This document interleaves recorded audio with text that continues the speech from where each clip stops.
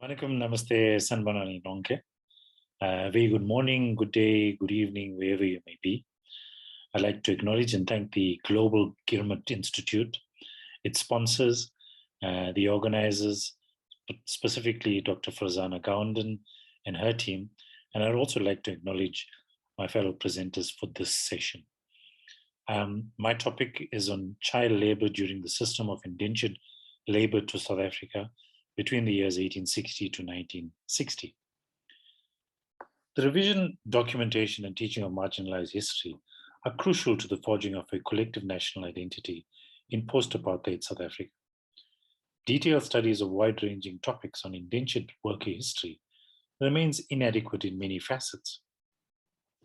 The late Professor Surendra Bana spoke of 75 linear meters of archival material that lies in wait of further research at the Pietermaritzburg Archives. The sheer volume of this work points to the many gaps that exist in the fields of indentured study that await serious scholarly attention. One of these gaps points to the socio-historical location of children in the system of indenture. Sumita Mukherjee points to the huge scope that lies within the archives and in the field to explore the Indian child migrant as a historical subject in its own right. On the 384 ships that transported indentured workers, 62% were men, 25% were women, with children constituting 13% of the total of 152,000 people that arrived to South Africa between 1860 to 1911. Children were firmly entrenched as a vital part of the labor provision mechanism during the system of indenture. So where's this evidence? The abuse on the indentured voyages. Passenger number 122 on board the Mvoti in 1882, 16-year-old Muniama, was recorded to have committed suicide on the official captain's logbook.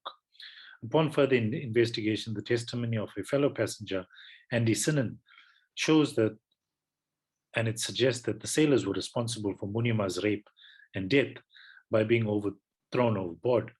Muniama's death on board the voyage of Indenture highlights just one case of many that records the abuse of children. Beyond the archives, and in a fresh and sensational break with conventional agency of local archival material, Stuart Fairbairn of Sydney, Australia, posted images on Facebook drawn from the diaries and clippings of his grandfather, Max de Krutter. Max de Krutter captained indentured ships, giving us fresh insight into the events of these journeys. In one diary entry, de Krutter writes, "It also happened that children were born during the voyage. Each new arrival meant an extra gratuity for the doctor, masters, officers, and the bonus being calculated on the number of souls landed, not embarked." This incredible picture from aboard the SS Omono in 1903 gives us fresh hope in being able to finally put faces to the impersonal 384 ships list. The abuse on arrival. During the first phase of indenture in Natal, colonial planters paid £7 per adult and £3 10 shillings per child under 10 years. On board the first ship to Natal, the Truro, 34-year-old Orkium was accompanied by her daughters 8-year-old Migliama and 3-year-old Susanna.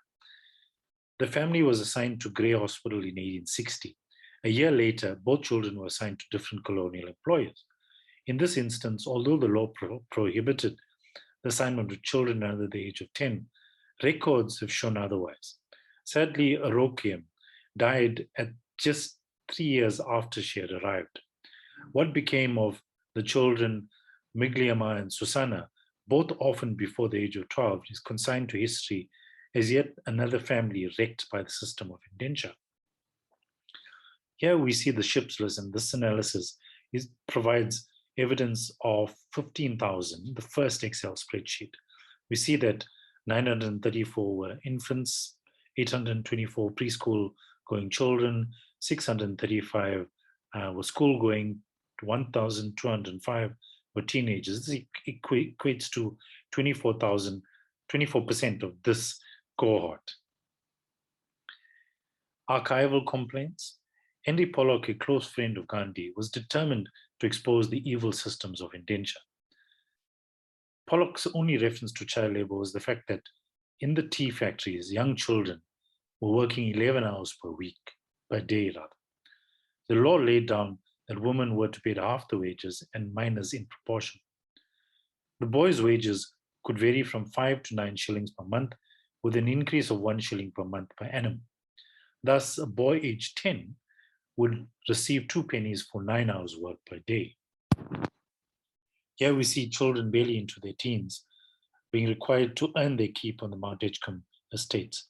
Boys work the same hours as men for considerably lower wages. Archival complaints: the Hewlett's tea plantations in the North Coast and Stanger in KZN were notorious for their use of children in the plantations. This was simply because of the dexterity of small hands and nimble fingers, which were required for the picking of tea leaves. The younger children were also put to work at light factory tasks, at sweeping and so on in the factories. Here we see examples of children in the tea plantations, further examples. Oral interviews. In this instance, these were indentured. This was by the Indentured Labor Routes Project, and here we must pause to acknowledge the work of Professor Bana and Uma Dupelia Mestri in providing the seminal resource base. One of these projects traces the painful journey of Parasuraman Amavasi. Parasuraman arrived in Natal in 1907 with his parents as an infant of 5 months and accompanied by his 5-year-old sister. At the age of 12, Parasuraman was working as a field laborer for the Renal estates, earning 2 shillings and 6 pence per month.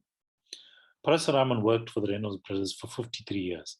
And this is the sad reality, is that by the time he retired, they couldn't find his details and they proceeded to pay him 2 rand for every year of service. Except for his old age pension, Parasuraman had no other income and died penniless. Here we find other examples where children are firmly part of the employment hierarchy. You see in the bottom left-hand corner, payday at William Hartley Mill in the Bria in 1900. Further to this, highlights refer to child neglect on the plantations. Perhaps the most horrendous case is this tragic case against the Robinsons, was that of Mudali and his wife Oda Nagi. The elder child was 2.5 years old and was tied to a peg all day long in the parents' hut for safety until the day's work was over. When the second child was born to this couple, less than a week old, the employer refused to allow the mother to bring the child to work. Fearing that the child would starve, the mother gave the child away to foster parents, where the child subsequently died of neglect. Education was also paltry, and the provision of quality free education for indentured workers was so poor that for 30 years between 1869 and 1899, only primary school education was offered. The census of 1904 shows that 5% of entire Indians were illiterate by 1904. There were 29 missionary schools, and these were poorly resourced with very poor educational facilities. Most of the parents of school-going children could not afford to send their children to school. Children were required to contribute to the family upkeep. Here's an example of those that were lucky enough to go to school. The psychological trauma was found in suicides. A reference to suicide among children is provided in the official records.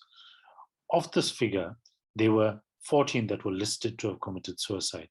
There were 5 18-year-olds, 3 17-year-olds, 2 16-year-olds, 2 13-year-olds, 1 12-year-old, and shockingly, the youngest being a 10.5-year-old child.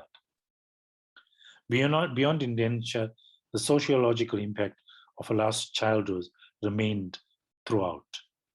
Here, children often accompanied their parents selling their produce. Here in Johannesburg, possibly 1900s, many children themselves would take to hawking small items. Dry fish. Here in the island of Salisbury, there were considerably more children that were working than adults, as you see in the bottom left-hand corner. Children were also employed in the hotel industry here in Mitchell Park in the early 1900s. Childcare by missionaries provided relief, specifically because of the poverty. And here, they brilliantly trained ayahs who prevented mortality, prevented Indian infant deaths. They were trained by Sister Frances. Here she is in the center of this particular picture. We also see examples of missionary work in South Africa in the early 1900s. Social welfare. By the start of the 20th century, Durban child welfare was formed. Sadly, children of color were denied this welfare. By 1927, two institutions were established. One was the Aryan Benevolent Home and the Durban Indian Child Welfare. Here we have the Aryan Benevolent Home years later in 1933. Children were also provided milk by the mid-century just because of nutrition. The Cape Town Agreement resulted in education becoming a priority for the Indian community simply to stay in the Union of South Africa. By 1941, there were only 2 secondary schools, and this was championed by the Natal Indian Congress in seeking more secondary schools for an upliftment towards education. Young boys by the 1960s were away from school, working in markets simply to aid family income. Other examples here, we see a clue with the dummy on this particular child that shows that children had more adult responsibilities. This particular expose in 1957 shows children as late as then working in the plantation. This brilliant expose was done by the Indian drum, and the picture is beautifully captured by Ranjit Kali. Again, young children in 1957 preparing sugarcane for planting and eventually for harvesting. In conclusion, and I know I've gone above time, I'd like to point out that the historical exploration of child labor is an emotive subject that lies well hidden in the passing mentions of children in existing literature. Even in contemporary society, the use of child labor is well concealed. Archival examples and pictures used for this presentation bear witness to the generations of lost childhood. In rising to the challenge of Professor Bana that I earlier pointed out, it is hoped that more scholarly studies are undertaken to provide adequate research on the Indian child migrant as a historical subject in its own right. With that, I thank you.